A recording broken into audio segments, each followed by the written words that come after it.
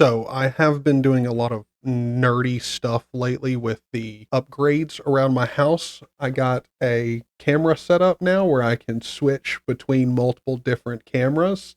And also I have been working a lot on my actual main server here at the house. I took my main big desktop, made that into a Proxmox server, and I'm running some virtual machine stuff where, I've got uh, Jellyfin going, which is kind of like a self-hosted Netflix. It's really nice.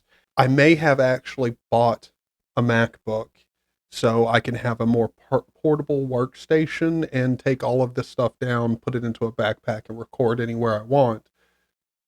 And I went with Mac for the battery life and, well, a couple of other reasons, but that doesn't mean Mac is perfect, and it's definitely not cheap. So, with that being the case, you'd be reasonable for asking why I would go with, a MacBook. I went with a MacBook mainly because the video editing experience is just much better. So yeah, I pretty much went with a Mac so I could have better quality videos for all of you guys to watch and make my editing life much, much easier. So another thing that I have been working on quite a bit is ZaneyOS. If you don't know what ZaneyOS is, you'll see my website up here. The website you can go to, you can see I've got some posts over here that you can go check out. Where I kind of just blog about stuff. You can find more about me over here, and you can also go over here and see ZaneyOS, and you'll find the documentation for my NixOS configuration. So when you go in here, the latest, this documentation, and here, both of them look exactly the same. There is almost no difference between the documentation. There will just be slight differences in, perhaps the options that you need to change. So up here in the setting options for the flake, there might be different options down in here for you to choose based off of the different versions. And if you want to find ZaneyOS, I can just click up here and you can go to the link will also be down in the description for this repo, but it is a very simple link. It's just gitlab.com/Zaney/ZaneyOS. I think you can get it. But when you come over here, you'll see more information about ZaneyOS as well and kind of a walkthrough of it. And at the bottom, you'll find the install. And we've got a simple script over here. I want to pop over into the terminal and show you guys how this script works. It's actually quite easy to understand. Really, all it does is it checks to make sure you're running NixOS up here at the top. It tells you, if you're not using NixOS and exits, and then it checks if you're running Git, make sure you're running Git. If not, it'll also exit, letting you know you need to install Git. And then it just ensures it's in the home directory by running a cd command. Then it has you enter, it asks for a host name, and it lets you know here that the default will be Hypernix if you don't choose something else. And then down here, we have this backup name section here. So what this does is sets a variable called backup name to the date and exact time and everything.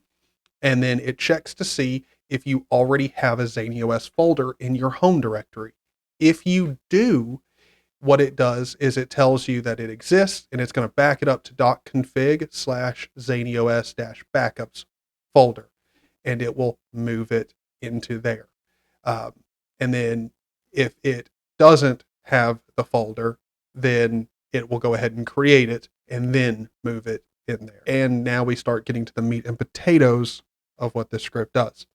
It's going to clone the ZaneyOS repo. It's going to check out the stable repository. And well, that is because this repo here is on the stable branch. So it's going to check out the stable branch, ensuring you're running it. And then it's going to cd into that ZaneyOS folder. And then it's going to, actually, I think I may have found a problem with my script right here in recording this video. I believe this git checkout right here needs to be done after the cd into ZaneyOS. So there you go. If you were trying to run stable, you were actually getting dev, which doesn't really matter because they're pretty much the same right now. But that's besides the point. Fixing errors. So then after it make sure you're inside of there, it makes a directory for the host that you're going to be running. After we've made the host folder, we're going to copy over the default files in host/default over into host/your host name folder. And then we're going to git add all those new files. And then we're going to sed your host name that you've set into the host name option in options.nix and the host variable in the flake.nix. Then what it's going to do is let you know the default options, and it's going to ask you for your username, and it does some things based off of whether or not your username is new or not, because if you're creating a new user, there's a little bit of extra stuff we've got to do right down here to make sure everything's going to, be there and work properly for the next time you run it. But then it just generates the hardware config inside of your host name. So it overwrites the default hardware file with yours for your specific host. And then again, git adds every file to make sure everything's in there. And then we're going to commit to adding a new host and everything on the repo. And that just kind of makes it to where you don't get the get dirty errors, at least for the most part. That should take care of it.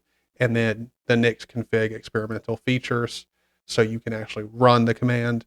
And after everything's been done, it's going to just tell you ZaneyOS has been set up. Make sure to change your options in the host/your host name, and also run the sudo nixOS rebuild switch. So if in installing this, you for whatever reason, can't see those commands again, just know they are on the repo, so you can load it up on your phone real quick and know the build command that you need to run, and you're done. So the only reason I don't have it automatically do that last bit there is we were having a lot of issues with, the options not being set properly with the sed commands for some reason. And so instead of having it be kind of maybe broken and not know why, I thought the easiest way to do it was have the script set up the actual ZaneyOS repository flake properly, and then have you set the options you want, and then just build it. So I think that's kind of the best world.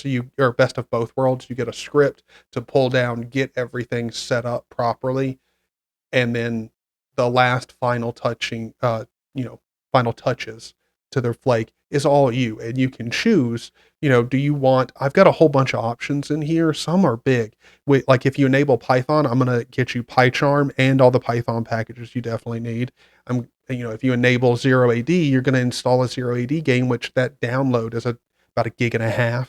So, it's up to you on what you want to pick and choose from that options.